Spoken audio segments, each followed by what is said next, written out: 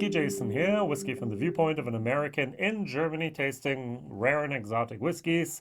Today I have something called the Double Peat. It is a blended malt Scotch whiskey. I always have my problems with this terminology. I'll talk about that in a second. It is unchilled filtered, very good. It is 46% and it was distilled, matured and bottled in Scotland, and it's from the Angus Dundee Distillers. So Angus Dundee, you know them maybe from Glencadam, you know them maybe from Tomintoul, you know them maybe from my video just right before here, For Pete's Sake. Now this is a blended Scotch whiskey, which means there's a lot of grain in here. This is a blended malt Scotch whiskey, which means there is no grain in here. This was 19.90 or 19 euros. This is 39 euros 90. This did not have any type of tin or little tube. This has a tube, so you have to add about another 2 euros more for the tube, basically. 46%, add some more money. Non-chilled filtered. Isn't it interesting that when they don't do something, you have to actually pay more for it? Non-chilled filtering is actually an extra step, which costs more to do, but a whiskey that is non-chilled filtered almost always costs more than a whiskey that is chill filtered. Crazy world, isn't it? Like, just leave it in there. Leave it in that good stuff that I want to have, that gook, those fatty acids. Those give us flavor and mouthfeel here. All right, so first of all, I must admit this is a very, very interesting Double Peat. Maybe these two guys are called Peat here. Double Peat is unique. It's the perfect companionship between peated Islay, where does it come from? I don't know, and rare peated Speyside single malt. Speyside single malt that is peated. Could it be something that we may have heard of? Could it be something that is actually called here the Old Ballantrae? What is the Old Ballantrae? It is from the Tomintoul distillery. They have a normal no age statement. They have a 15-year-old and they have a 10-year-old. And this is something that we are going to hopefully also in this channel have soon. I have the bottles here, yay. And I will be reviewing them hopefully in the next couple of, I'm going to use the word months. You never know how many other bottles I have in between here that I'm going to be tasting and having and so on. So that's one of the things that is sometimes a little tiring here, for me at least. All right, so they take their own whiskey from Tomintoul, which is peated, and then they put it together with an Islay whiskey, and then they create the Double Peat.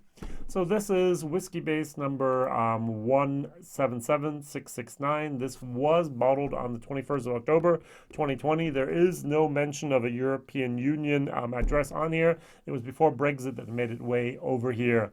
Now, some people are actually already reducing this whiskey, at least in Germany, and also in the UK. It's at 35 pounds and 35 euros at the moment instead of the original 39 that I paid for it. Why? I don't know. I think this is an okay whiskey. This is something that's totally flying under the radar. Hardly anyone has any opinion about this whatsoever because they have not tried it. I like the artwork. I like the taste, but I do not particularly like the smell. All right. Yeah, on the smell, I have a little bit of a confusing moment. I have a fireplace that doesn't want to start, so I have burnt newspaper. I have a little bit of like a barbecue, like, I'm going to say hickory smoke, but we like hickory smoke, so it's like a wood smoke of wet wood. And there's a salty maritime moment here as well. I'm not particularly fond of the nose. All right, so I have to compare a whiskey to this, and I picked, because this is one of the whiskeys I recommend a lot, is the Johnnie Walker 15.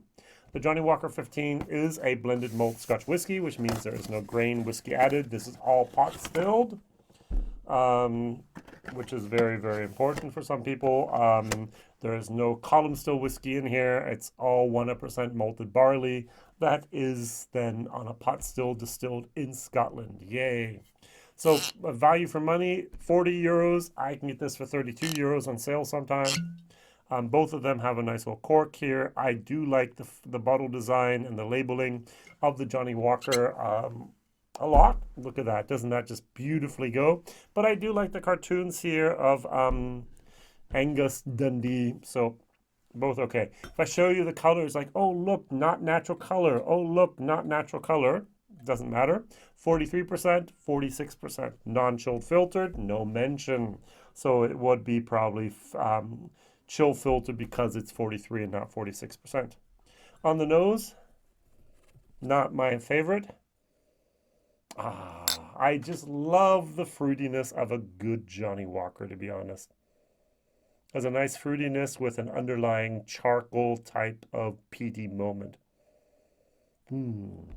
So I'm not a big fan of the marketing of Johnnie Walker. They are experts at marketing because they've now decided to talk about the four corners of Scotland.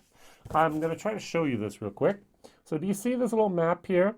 Yes, I do agree that Coila is in a corner. I can almost agree that Taliska is in a corner. Well, Highland Park would be up in a corner. But look at the Linkwood and the Cragganmore. They are not in corners. They are so close. Whoops, the color's off now.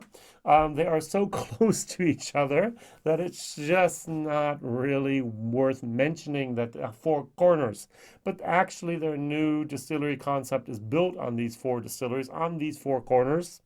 I thought Cadu was also up there. Okay, don't worry. So, yeah, marketing and then the real stuff that we have in the glass is often totally, totally different. And I have to live with a little bit of the marketing BS here. I'm sure there are people that like this. A lot of driftwood moment here. Not mine. All right, cheers.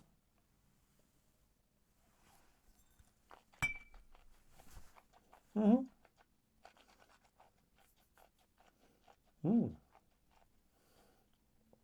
Has a nice full body taste. Has a little bit of an after finish that is positively smoky.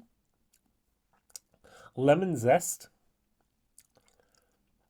Woodiness, vanilla, caramel. A little bit of a smoked ham moment.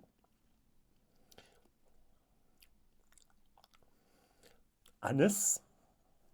So like the ouzo, the anise in there. And smokiness, peatiness. I actually think that this was a very interesting combination between the two. Sometimes I like to have one distillery and you take some bourbon, first fill bourbon barrels, you mix it with one cherry, bam, you get this wonderful, wonderful moment. Or you take something that's from heavily peated and you add two barrels together of something that's not peated and you create something as an edited, mild peat. And I'm getting a little bit of that that mixture, that creative element here, the purposeful creation of this whiskey. Well done. This is going to get actually a C plus for me. I like. Value for money, I'm going to give it a solid C.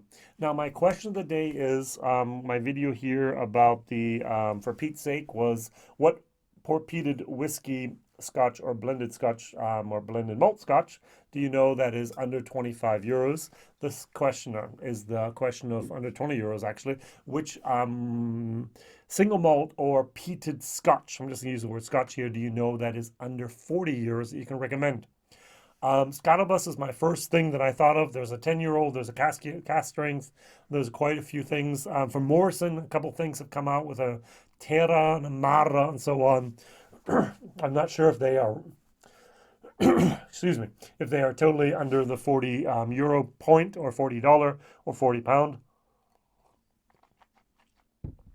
But I must admit, the artwork as well as the background information and this taste on this is actually something I can recommend. So I'm going to give it a solid C for value for money. I might drop it down to C minus if there's a long list of better things that taste better in your opinion and much, much cheaper. But I think this is something we could find if you can find it. Over here, I can't beat that value for money for the 15-year-old. Now, this is smokier and this is sweeter.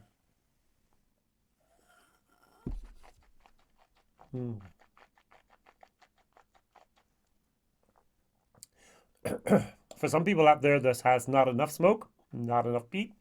They need something like this. I like this. There's a lot of the fruity type of Cragganmore moments, Linkwood moments that I really love in here. I like the creative factor of this as well. And the value for money, at least over here in Europe, is hard to beat. All right, thank you very much. Please like, subscribe, tell others. C plus in the taste, C in the value for money. There's a lot of that fire pit, bonfire moment, a little maritime spice, a maritime saltiness, smoked ham moments, a tiny little bit of this anise coming in through there, but there's a sweetness also here. Well done. I like. Thank you very much. I'm looking forward to other bottlings here from Angus Dundee. WhiskyJason, like, subscribe, tell others. Maybe you can share this video with someone else around you. Maybe you can find the peat, the double peat, and you can find it and get your own opinion. Write it down in the comments, and I'd be very, very happy to hear from you. Bye-bye.